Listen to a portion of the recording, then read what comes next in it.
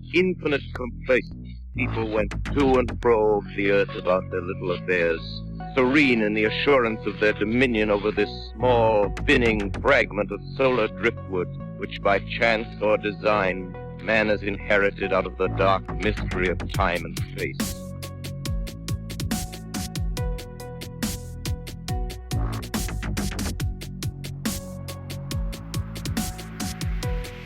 On this episode of Into the Fray, I welcome back on with me author and encounter collector John Olsen. And today we are here to talk about book number 8 of his Stranger Bridgerland book series. It is titled Stranger Utah, and you can get it right now. You can go on to Amazon and get it in paperback or ebook edition, but these are nonfiction encounters. Of course, all of his books are.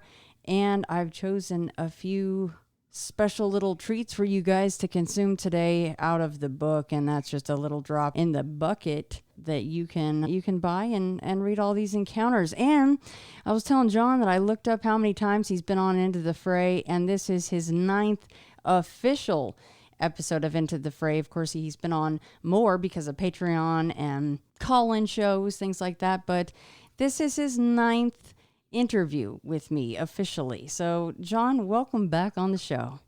Thank you so much for having me back, Shannon. It's always such a blast to come on and talk to you. And you were the very first person that I ever interviewed with after my first book. So, it's always such a pleasure to come back and talk with you. I guess I forgot about that. I'm just so used to, you're just out there, you're doing your thing, you're talking to folks, you're collecting the stories, you're doing the shows. I completely forgot about that. Yeah, I loved listening to your podcast, which I still do. And my book came out and I thought, well, I wonder if Shannon wouldn't mind, talking and you let me come on. And I remember how nervous I was because it was my first podcast ever to do. And so you've been such a good friend to me and my wife, and you're just amazing. And you do such a good job with your show and with everything you do. And we just love you and we appreciate everything you do. So. Well, I love you guys too, and you're one of the few that I can honestly say that you guys are my friends. I've met you in person. I hope that we get to do that kind of a thing more. We have a special insider story between all of us that has to do with Zoe the goat. There's just things that not everyone needs to know everything. So. But okay, I don't know if we can, and I should have probably asked you this before we officially started. If this isn't kosher to talk about, I'll cut this part out. But I saw on your Facebook page something about a documentary. What can we talk about that a little bit? Yeah, we sure can. I am in the process of putting together a documentary. I was going to work with a few people and everything kept falling apart. And so I thought, you know what, I'm going to produce and do this on my own.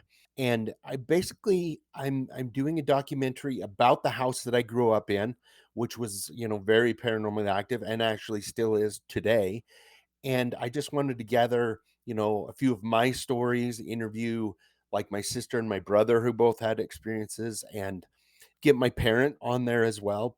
Both my parents are still on hospice, but I'd love to also get their story while I still can and kind of do it in documentary form and, let people know a little bit more about the house I grew up in and all the things that went on and what got me started into this. So yeah, we're going to hopefully in the next month start filming and maybe before Christmas, I'm hoping to get it released and go from there. So I'm really excited about it, actually.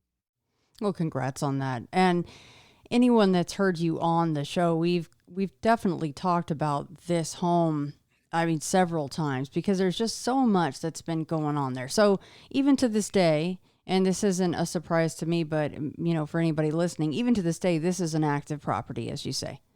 Mm-hmm. It really is. Yeah. And what's interesting is with my parents on hospice, for those of you that don't know, some of your listeners, a lot of people who go through that on hospice kind of have experiences of their own. I'll give you an example. I'll go visit my dad every once in a while and, help take care of the house. And I see him just about every day. And I'll ask him a couple times, did anybody come see you today? And on several occasions, he said, yeah, my dad came to see me. And my grandpa's been gone for 26 years. And I said, well, Grandpa's gone. And he goes, yeah, I know, but he still comes and visits me every once in a while. So it's it's really fascinating too with people who go through hospice and kind of that paranormal side that happens with people from the other side visiting them, because I think they're, so close to the other side of the veil that they get those experiences. So that's happened along with the other normal ghost stuff that happens in the house. So So, as part of the doc, is your plan to also possibly execute, I suppose, a quote unquote classic ghost hunt on cam, for lack of a better term, or is it more just, talking to people that have had the experiences in your family and things like that? I'm going to start out with, my experiences and then interviewing people. And I think I will end up with a night investigation there and see if we get some stuff, maybe get to talk, to the ghosts and see if we can gather some information as well. I definitely think I'm going to do that for the end part or close to the end before the wrap up on the documentary. So Well, I am looking forward to that very much, especially to see the actual place that we've been talking about for so long. That'll be cool. yeah, yeah, I think that people, and that's part of why I want to do it. A lot of people want to see, the inside and maybe experience some of that things if we can, capture that. So it'll be interesting to see. Well, let's dive into this newest book, John, titled Stranger Utah. And of course, for me, and of course, I've loved all of your books. You've even gone, you've cast the net worldwide. I know that you get encounters from all over, but now you've kind of circled all the way back around for this one and gone back to Utah, which of course I love because that's where my shadow person encounter happened. So what made you then decide, okay, let's circle full back and just talk about Utah for book number 8? A lot of it was, like you say, I've been collecting from all over the world, but I happened to get some really good ones from Utah. And, I had a bunch from way back when I was collecting still. And so, talking with my wife, who's also my editor, my last book was Stranger World. And then we were thinking, where are we going to go from there? And we thought, well, Utah, we've got a lot from Utah right now. Why don't we do that? Start going state to state if we can, at least in the Western states, which is where I still have a lot of stories from. And it was just kind of natural to start in Utah because this is where I'm at. And it was really cool because I had some really cool stories. And then when I decided, yeah, the next one's going to be Utah, it was amazing because, I just kind of got a plethora of stories on top of it from Utah. So it was kind of just like a natural thing to come back here to Utah. Well, yeah, it wasn't the easiest task to choose a few of these out of the many in Stranger Utah, but I had to pull the trigger on a few, so I did. But you were right; you definitely have some very unique ones in this book. So let's go ahead and jump into the chapter titled "Hunting Fear." Yes. So what's really interesting about this story is actually how I got it. Is kind of weird as well because I'm on, a lot of different Facebook groups, and there's one for Cache Valley where I live, and it's not even paranormal. That one's just about Cache Valley. And a gentleman got on there and said, "Hey, I need some advice on something I saw." And he had had an experience on a hike with his dog this spring where he was followed by this giant shadow creature. And while I was trying to communicate with him and kind of explain to him what it was he saw and my experience of, what I've learned about it, I had this lady contact me and she said, "Oh, I saw you talking to the guy." She says, "I had a weird experience with it. Would you like to hear it?" And I said, "Well, yeah, of course." And so I was able to contact Angela, and we had a great conversation. She lives here in the valley, grew up here in the valley, and many years ago, her and her husband loved to go hunting. They hunt a lot together. They do a lot of outdoor stuff, and she had drawn out for an elk tag, and so her and her husband had gone up. They were going to spend a week, and their kids, which were all teenagers or grown-ups, were going to join them for the weekend, but they went up a few days early, and they were just basically spending the mornings and afternoons sitting on different hills so that they could scope and look and see what animals were out and about. And one evening they went out, and she was lower down and her husband had moved up the hill so they could both get kind of different vantage points, and we're just using the binoculars to watch the hill. And it was starting to get a little bit later, near dusk, and suddenly her husband is waving for her to come up to where he is, and she's like, well, maybe he's seen some elk, or so she hurried up there. And he was like, what's he's like, look in this area, in this opening across from us. And so she pulled up her binoculars and looked, and here are these two figures, enormous figures, and they were just jet black, like just black, no features whatsoever, just that they were tall and very skinny, and they seemed to be sitting there and just watching them. She got this feeling that they were watching, her and her husband.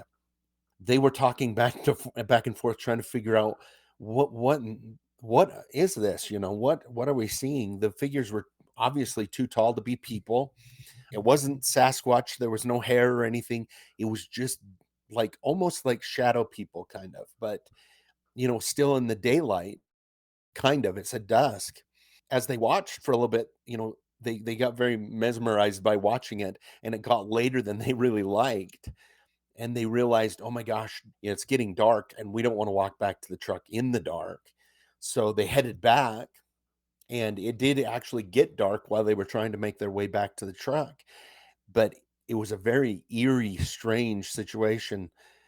When I talked to her and I kind of explained, these shadow people that in the mountains tend to be bigger and much taller than the shadow creatures that you see in the cities for some reason. And the other thing I talked to her about is they could be one of the official kind of what you would call a watcher, which I've collected a few stories about that, where these tall black figures show up just at dusk, oftentimes near the top of the hill, and will just watch people that are camping or hiking, and they don't cause any trouble, but they're just there, and it's very unnerving for sure. So that was really kind of a fun one that I got from her. And I'm still trying to get the other gentleman that I started that adventure on, where him and his dog were followed by one down the mountain. But yeah, it's really kind of creepy. Those things always seem to be like they're interactive enough to where the people feel like they're being watched, even at sometimes a great distance. I mean, they had to use binoculars to see them essentially in some way, shape, or form. But oh Mhm. man, I hope that guy gets back to you, because that's one of the more interactive ones where he was actually being followed by one. Holy smokes. Yeah, and his story again, I'm trying to get him so I can get an official interview from him. But apparently him and his dog were in the mountains hiking, and they saw this thing, and it started following them as they would leave. But anytime he would turn to, get a better look, this thing would duck behind a tree, or, try and hide itself. But it was a very tall, very, you know, a shadow figure kind of thing. And again, at the evening time. So yeah, that was that one's even more creepy because it continued to follow him until it went too dark for him to see anything. So Well, and as you mentioned, a lot of times these things are they're seen at a distance, and a lot of times up on a ridge, like you mentioned. So I wonder how close. Like I would like to just know, and I know that you'll ask him all these questions. Hopefully, he gets back to you. But what's the closest that this thing got to him? Because that does seem to be their MO. Is they're normally at a pretty good clip away from folks. yeah, they are. And other than the feeling of being creeped out by seeing something like that, that's the first time I'd heard one where it actually seemed to, follow somebody. They usually stay in one place, at least the watchers do. So it's really strange. All right, so next up, we are big time switching gears to a USO, and this one is titled the Bear Lake USO. Yes. So I got contacted by Adam, who told me this story. And so Bear Lake is a big, it's an old glacier lake. It's huge. It's in northern Utah, and part of it's actually in southern Idaho. But the biggest thing up there is the Bear Lake monster that they always talk about. So which hasn't been seen in years and years and years, but there was a lot of talk about it. But there's also a lot of UFO activity up at Bear Lake. But I loved Adam's story because, he contacted me and I was interviewing him, and he grew up in the 70s, and his parents and his family always spent a week or at least half a week camping at Bear Lake. And his dad loved to fish, and him and his brother loved to fish. And they were doing what's called long lining, where you basically take your boat or your canoe and you run your line out as far as you can and drop it, and you fish for the Mackinac or the lake trout. And they'd been fishing and they'd run out of bait, and one of the main things that you use when you're doing that is sucker meat or carp meat, which are in Utah they're called trash fish. But the best way to get them is early in the morning. You go out in your boat, and they come up in schools near the top of the water when it's calm, and just kind of feed and go around in schools. And you can shoot your bow or do some stuff to catch some of those suckers that you would catch and cut up for bait to catch your bigger fish. And so his dad got them up really early in the morning. It was still a little dark, and they went out and got in the boat. It was him and his brother and his dad, and they went down, the beach on the boat. They took it down towards the north, no, towards the south, my apologies. And they were basically just trying to snag and catch some of these suckers. The sun was just starting to creep up, so it was still really, really dark for them. And all of a sudden, all of the fish disappeared. It was a splash, and all of these schools were gone. And they were trying to figure out, what in the heck was that? And one of them saw towards the south, there was a light in the water. And as it got closer and close to the surface, it was an enormous light under the water, quite a bit bigger than their boat. And it kind of moved directly underneath them, and then moved off to the north, and was gone. And all of them were kind of, in shock and weirded out. And, they went back to camp and were talking about it and what they saw. And they all saw, agreed they'd seen the same thing with this giant light under the boat. The way it was round, very much like a UFO. Talking about it, that's what they figured, it was a UFO under the water traveling through Bear Lake. After they talked about it at camp, and him and his brother were excited, his parents convinced the boys not to talk about it just because they were afraid of what people might think of them. And it was quite a few years before Adam felt comfortable talking about it. But that was amazing to me because it's the first USO that I've heard of outside of, say, the ocean. But this is an enormous lake, and so with a lot of UFO sightings and everything. But it was really kind of a cool story. Yeah, after I read that one, I looked up Bear Lake because I wasn't very familiar with it. It looks like it's over 200 feet deep, right?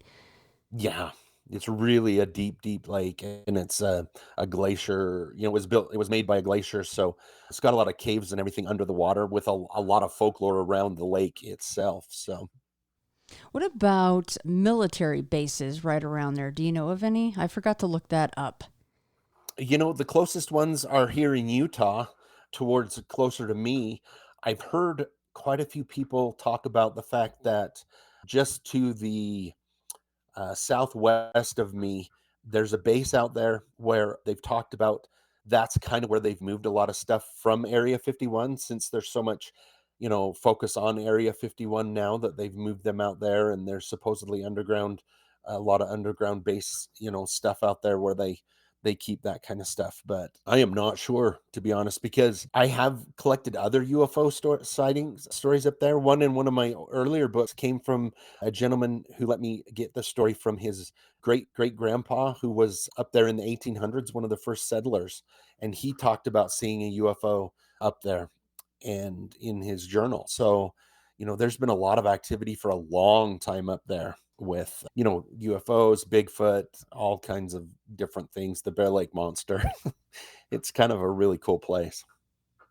Yeah, it just makes you wonder because the theories, especially in areas like Utah, they talk about DUMBs, right? Like deep underground military bases. And then Hmm. you'd have to have that. Plus, of course, that means that the UFO that they saw was ours, quote unquote, somehow or some way, right? Maybe that was using these underground caves or tunnels that you mentioned that Bear Lake features to get around. Did they, and I'm sorry, did they say how large of a craft this was? I'm trying to remember. I know it was quite a bit bigger than their boat. The entire thing kind of circled around, around the boat. I don't have my notes right in front of me, but I know it was rather large for sure. Wow. When it came up from underneath them. So yeah, I love that. I love that story just because it's very much not a typical UFO story, and so and like I said, it's the first USO that I've ever Yeah. been able Yeah, that one stood to. out for me. Yeah. That would be such a cool sighting. I mean, I do love UFOs. They're not tip top of my list. Everybody knows what my favorite thing is, but I have to say, if I had a sighting like that, I'm pretty sure it would be bumped way up the list. It's just a matter of getting that fire lit, and I'm pretty sure a sighting like that would do it. Yeah, yeah, definitely it would. So, and again, I get excited about everything, but I would be very excited about that too. Yeah. Something underwater that you're seeing. But then again, you're like, I really liked fishing that spot, but now I need to find a new place or fish from shore, right? Yeah, or wait till the sun comes up, something so you feel more comfortable. Well, again, with the lights, right? Like, why does something that can cross through wormholes or across galaxies need lights? But it might just be a byproduct of their propulsion, or maybe it's just ours with the reverse lights on. Who knows? Yeah, exactly. It's who knows because from everybody that I've interviewed, sometimes they seem to disappear and sometimes they're extremely visible, and so yeah, it makes you wonder what's going on. Well, it reminds me of the videos where you see like a paddleboard or a kayaker, and there's just like a humpback whale or an orca underneath them, and you're kind of going, Yeah. time to get out the diapers because you just would feel out of control. What are you supposed to do in that situation? So I would imagine it would be the same in this because what are you supposed to do out in the middle of a huge lake on a boat? I mean, you're at its mercy. So thankfully, nothing untoward's happened, but just a very cool story, very unique. Yeah, yeah, it was, and I love the fact too that it's close enough. Like last weekend, we went up to Bear Lake ourselves to look around, and we always visit a couple times. So I love that it's something but definitely close enough that I can go, look at and get a feel for. So Well, next we're going to amp up the creep factor here with the cry. yes, and so this one's really kind of creepy, and I really like this. So I contacted Joe. Actually, he contacted me. It was through a friend that I was able to get a hold of Joe and get his story. Him and his wife, Andy, were going to school at Utah State. They had met and got married. They were going to school at Utah State, but they love, again, when you part of the reason people come here to go to school, or at least they fall in love with after they come, is just the fact that the mountains are right there. You're not too far away from the mountains. And they spend a lot of time hiking and exploring and, just being outdoors, which I can definitely relate to. And one day they wanted to go somewhere they hadn't been before. So they drove up Logan Canyon, and there's an area called the Sinks where they turned off and you head down. And I actually know exactly where this is, but I don't know the name of it where they stopped. And they went on a hike just up through the mountains, and it's really beautiful up there. It's very high, but just gorgeous. And they spent the day, hiking and going around, and they started heading back towards their vehicle, and it was getting a little bit later. It was getting darker than they thought, but they kept on and kept going, and all of a sudden Andy stops, and Joe's like, "What's the matter?" And she's like, "Did you hear that?" And he's like, "Hear what?" And they were quiet for a minute. She says, "Did you hear that?" And he's like, "No." And then she's like, "Well, listen, really, and all of a sudden they could hear a baby crying. It's one of those things where it's annoying if you're in the house and the baby starts crying, but it's really scary when you don't have a baby and it starts crying. It was kind of one of those things where they're like, "What the heck?" And before he can stop Andy, she's headed off down towards where she can hear this, and she makes her way down through, and they get down into this area where, it's really dark. It's, just a really dark area. And following this baby cry down through it, you know, the creep factor is just going through the roof for both of them, or at least Joe. It's just going through the roof. But they make their way down, and there's no baby there at all. And, Andy's standing there, and she's like, that was coming from right here. They kind of look around, and there's nothing, no sound, nothing. The baby cries one more time, but it was coming from when the baby started crying again, it started coming from all around them. It wasn't a specific place. It was kind of coming from all around the forest around them. They're kind of looking at each other like, what in the crap is going on? And then it slowly morphed from a baby cry into a cackle, like a laugh, almost like from an old lady cackling and laughing at them. And again, that's coming from all around them in the forest. He just grabs a hold of Andy, Joe does, and they just run as fast as they can back down towards where the vehicle was. As they go, it slowly dies out, the cackling, but it's still super quiet. Like, they finally make it back to the car at dark, jump in the car, and they're driving back. Andy's just she finally breaks down into tears, just crying, crying, crying, because it was just so traumatic. And they talked about, what it was, what the heck was that, what was going on. And, they never could really figure out what it was. When I talked to them, I kind of explained to them about mimics and things that might be in the forest that try to lure people away, whether it's the voice of I've heard it a lot of times where it'll be the voice of a woman crying for help that will try and lure people, or in this case, a baby crying. And it was obviously something that was trying to lure them off the path and scare them to death, which it obviously did. This one stood out to me because, and it's funny because I was just talking about this on my very last episode that has to do with Kentucky. Is first of all, baby cries, like you mentioned, huge bag of nope. Like, you just don't. It's not advised to go after these quote unquote baby in the woods. It's never really a baby, but it stuck out to me that they did this. And then, because that's always been my wonder. Well, what if someone did go after the baby cry and found right where they would swear to God, this is where the baby should be, but lo and behold, of course, there's no baby. And they did that. That stuck out to me so much, because then what ended up happening was, as you say, well, sorry, not only is there not a baby, but I'm going to morph into another more terrifying sound. It's going to be all around you, and, enjoy your evening and enjoy your therapy. Right, exactly. Yeah. And when I can only imagine having that kind of experience where you're in the woods, and then the baby cry starts turning into a cackle, and feeling so vulnerable out there. I mean, they had each other, which was probably a really good thing, but like you say, it's really creepy for sure. Is this an area that would be heavily traveled in good weather? No, no, this is way off the beaten path. Mm. So you have to you take the main road, the highway, and then you get off onto dirt road, and then you're traveling a couple miles on dirt road, and then you're hiking from there back in.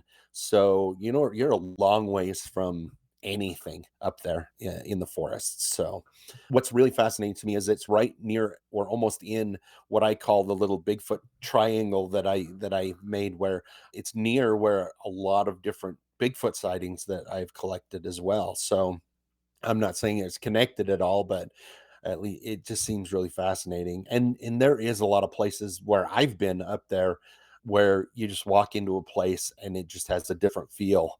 It's like almost something heavy there that has happened, or something's there that's, so yeah, it's definitely a really creepy area. The Sinks we're near the area called the Sinks, but it's off to the south from there. So Yeah, because your mind could easily go to some kind of a Native American lore or a curse or to Bigfoot. Like you said, there is Bigfoot sightings in the area. So they are very good at mimicry. So who knows what that could be. Yeah. But my mind immediately just out of the jump goes to something really just dark like a mimic. You don't really, those are Yeah. not things that you want to mess with.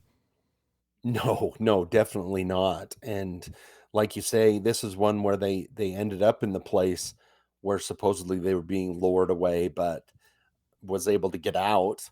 But obviously, whatever was there to terrify them, which it succeeded in doing. So, Mm, so much nope in that story. That one was like, oh yeah, that's big bag of no, thank you. All right, next yeah. up, the Anasazi Skinwalker. Yes. So this is up there on one of my favorite stories in this book because this was one that, when I started writing the book, a friend of mine said, "Oh, I have I think it was my brother-in-law's dad had an experience and I bet you'd love to hear it." And so through him, I was able to connect, all the way through to Peter, who the story's about. He was an anthropologist or an archaeologist, and in the 70s he was still working on his PhD, but he had this opportunity where he would be able to go on digs under the head archaeologist at the time. They were in southern Utah near the Four Corners, working on a dig site for some Anastasi ruins they had found out there. As they worked on it, there was a few things that started happening that freaked out the entire crew. If you stayed too late, these giant kind of balls of light would show up, basically almost drive you out of the dig site. That happened several times to people who had stayed much longer than they really should have, in towards dusk and dark.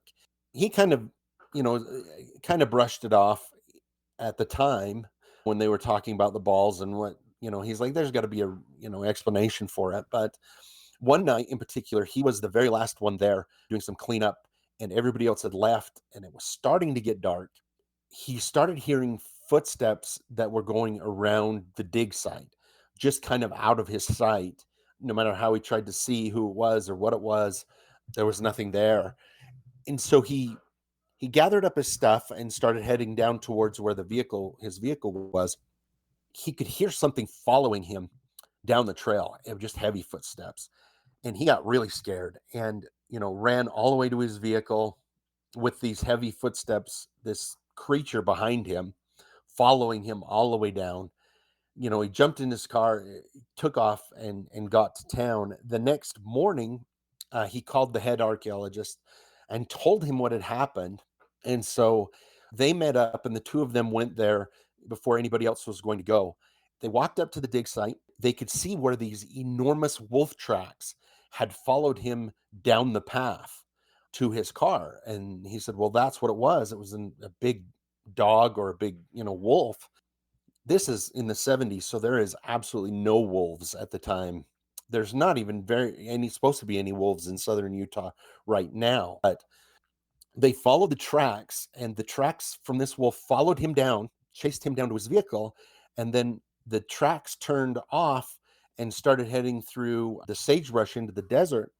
So the two of them followed the tracks as it went out through, like right in front of, as they followed the tracks, these tracks morphed from wolf tracks to barefoot human tracks and then continued on into the desert. They were both looking at this. He tried to engage, the older archaeologist, the one that was in charge, about what they were seeing, and he just shut down. He wouldn't talk about it. He's like, we're not going to talk about it. This is impossible. We're not doing this. And so, but he did, the head archaeologist at the time made a rule from then on. Nobody was to go to the dig until an hour after sunup, and everybody is gone an hour before sundown. So when they did that, then they didn't have troubles like they had been having with the orbs and obviously whatever this was that followed him. But what I love about this is that this is somebody who's an actual scientist that's rooted in science with a PhD in science who had a paranormal experience that he shared with me, which you just don't get that very often, if that makes sense. But, just telling that story, I got the creeps because you wonder if that wasn't an honest to goodness skinwalker kind of story, because according to folklore, that's where a lot of the skinwalker stories come from, and everything is about the war that the Anasazi had with other members of the tribe of different tribes down there, and then they just kind of disappeared, and they're not sure what happened to the Anasazi, and so the whole thing wraps up kind of very cool in my opinion. And do we know what all was on the inventory list as far as what they were digging up? Was it just artifacts, or were there also physical remains there? I'm not sure. He didn't say about if they had found physical remains or not, but I know it was a small kind of like settlement that was there that they were going through. Some of the biggest thing is the pottery that they find, or what they really love to be able to find is basically their garbage pile, because that tells them a lot of stuff. But I'm not sure if there was any Mm. remains there or not. So Wow, that is fascinating. I mean, honestly, when you go to talk about sites like this, it seems like even if you don't take anything from the site, sometimes just taking that spade and shoving it in the ground is all it takes, and activity kicks up. yeah, it really does. And then, of course, being, a part of a dig, I guarantee they were taking things, especially back in the 70s. It was a lot, now it's a lot more about working with the tribes and getting the right things in the right place. And it wasn't quite like that back in the 70s. I know the universities took a lot of stuff. And so who knows if that's what was, just the fact they were digging, or that they were taking things that Right. stirred up whatever it was there that was not happy about it. So, I mean, I guess they're lucky that for whatever reason, the parameters or the rules for this, especially this wolf like creature to a human being, thus the name Skinwalker, was confined to the darkness, because if it wasn't, they'd probably have to abandon the whole thing. yeah, yeah, definitely. So, yep, I would agree with that. That's yeah, I really love that story. I'm gonna go out on a limb and say that's definitely one of my favorites all time. So, Did he say that they took any photos of these footprints changing? no, he didn't say. Yeah, Uh, it's a long time when ago, I so maybe if he it even did, it's like, yeah, but I will ask him that when I'm waiting for my author copies to show up, and that's when I send to the people who have given me stories. That's how I say thank you. mm-hmm. And so when I contact him, I might ask him if yeah, I would think he would tell me if he had, but I'll mention that because that's a good question. What a cool encounter. I mean, still on the no list, but very, very cool. All right. So, last but not least for this edition is Watched. Yes, and I like this story too. Again, it was another individual who went to school at Utah State, Samantha, and she'd grown up around horses, working on a ranch, and she went to Utah State to study basically that kind of stuff, ranching, and she was going to school here. And in the summertime, she would, she worked with horses and worked on different places, doing tours with horses, and she had a day where she, could do whatever she wanted to. And whenever she had a day like that, she loaded up her horse. She had her favorite horse, and her and him would go up into the mountains and just go riding. She went up and ended up in an area called Swan Flats. And oddly enough, it is on the other side of this main road where they, that the couple that took the right and ended up with the baby crying, several miles down, she took a left right near that same place, Mm. and it takes you up kind of near the Idaho border. But she loaded up, unloaded the horse and took it for a ride. She wanted to go up over to where she could overlook Bear Lake. There's some really, beautiful places where you can go up and you end up seeing the whole Bear Lake Valley and see the lake on that side. And that was what her plan was for the day. She started up one of the trails and was heading over. All of a sudden, her horse, which was a really well trained horse, she really loved that horse too. She'd worked with it for years. He just got really nervous and he would not go any further up the trail. Something he could smell something was going on to where he's like, no, I'm not going up there. And so, she turned him and said, well, okay, we'll go down this other way. There must be a mountain lion or a predator or something that way that's got him spooked. We'll go down around the other side towards the north. And so she rode down that way. And the further away from that area they got, the happier the horse got. So she finally made it down around to where she could see the valley. So, she, dismounted and kind of just hooked him up around, a tree, and then went down to where she could have a little snack and watch the valley and just kind of enjoy things. And she did that, and it was getting to be a little bit later. And so she went back, to her horse, and he is really upset again. His eyes are wide and he's just really upset. And so she's trying to figure out, she, unhooks him, wants to walk him down a ways before she mounts to try and get him to calm down. And about this time, she starts scanning to look and see what it is that he's seeing, because, his eyes it's all white. He's just really not happy. And about 30 yards from her, behind a tree, is a giant Sasquatch. It's not very far away, but it's kind of peeking out from behind the tree and the brush, looking at her. And she gets a really good look, just, the hair on him.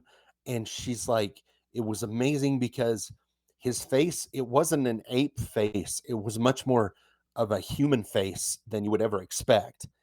And before I started the interview with her, she's like, before this ever happened, I did not believe in Bigfoot at all. I thought it was silly. I'd spent my whole life in the mountains and never seen anything, and I thought it was all a joke.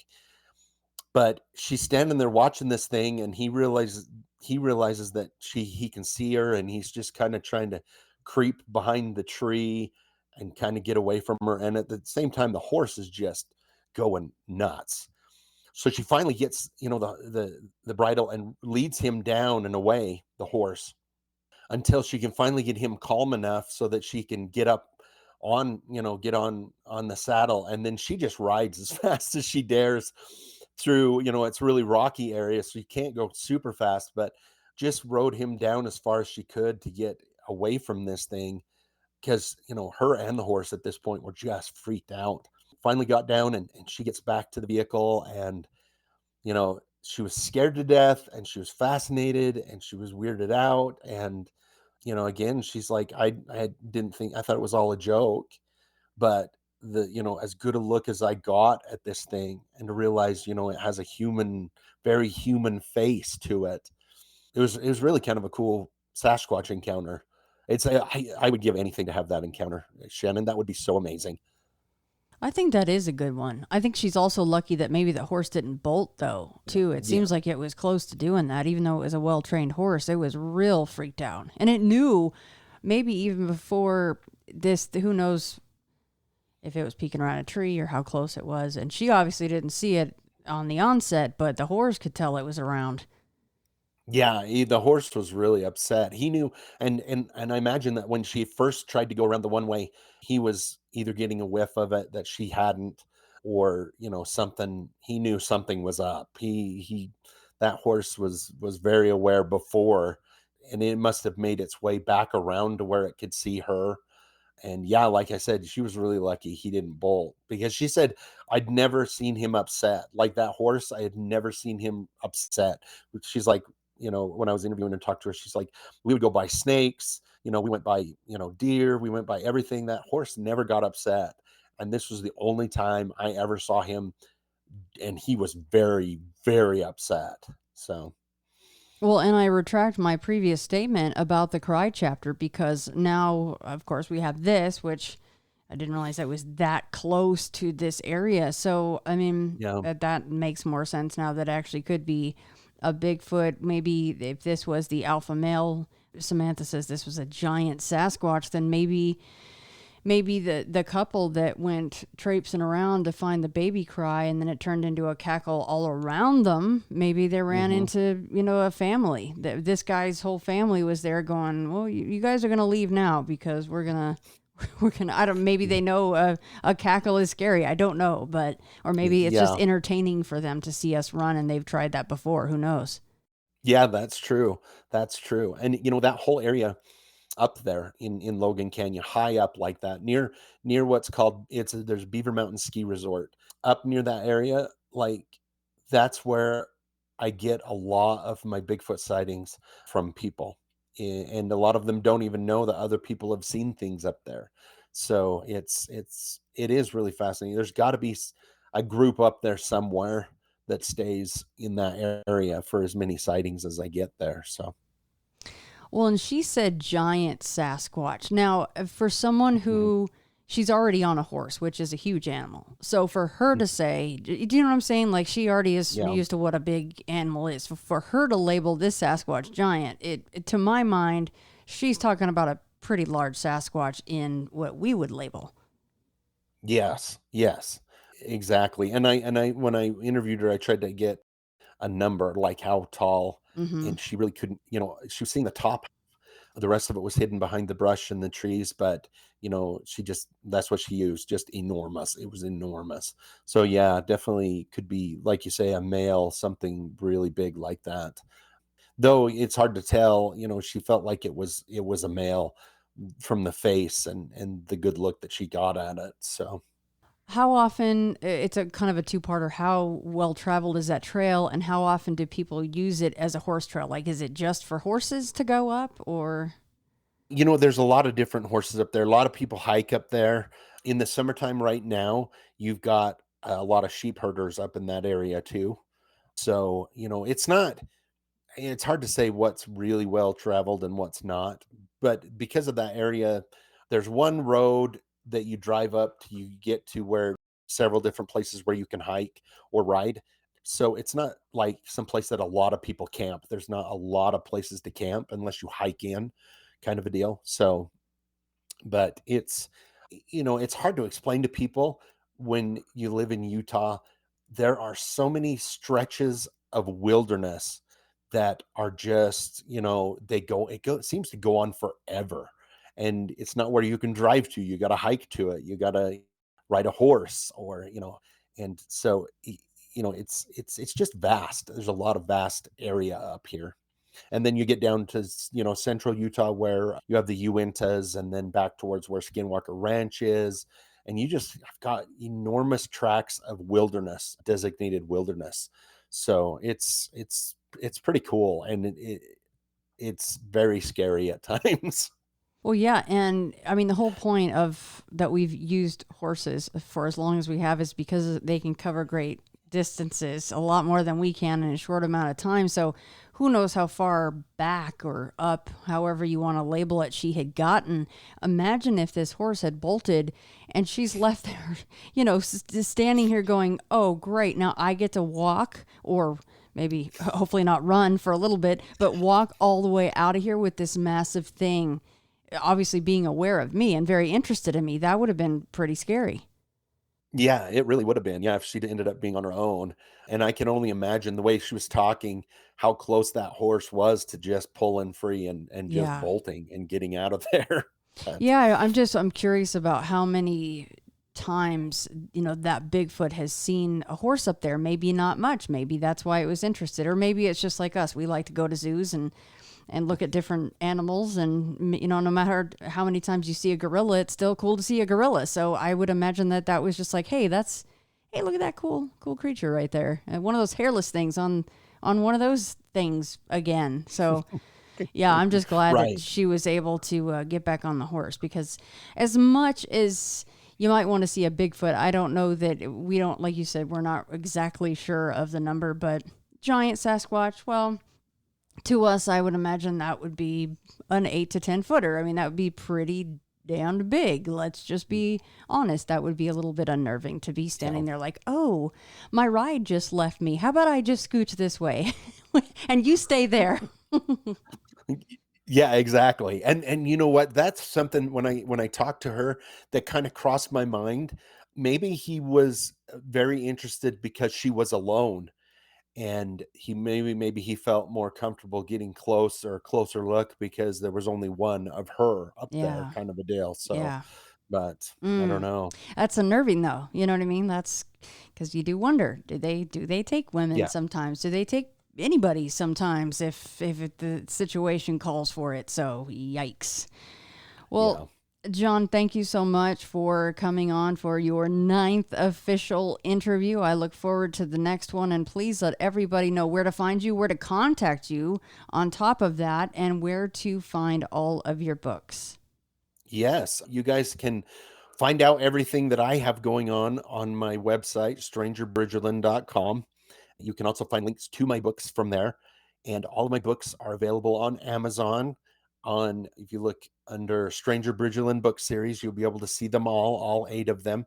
And I do have all 8 now available also on Audible for anybody who likes listening to stories versus reading. They're out there as well. So, and I would love to hear from anybody who has a story or would just like to contact me and tell me whether they liked or didn't like my books. Just let me know. Or if you want to be part of book 9, 10, 11, 12, and so on and so on, get in touch with John. That's right. Well, John, thank you so much. I look forward to the next time.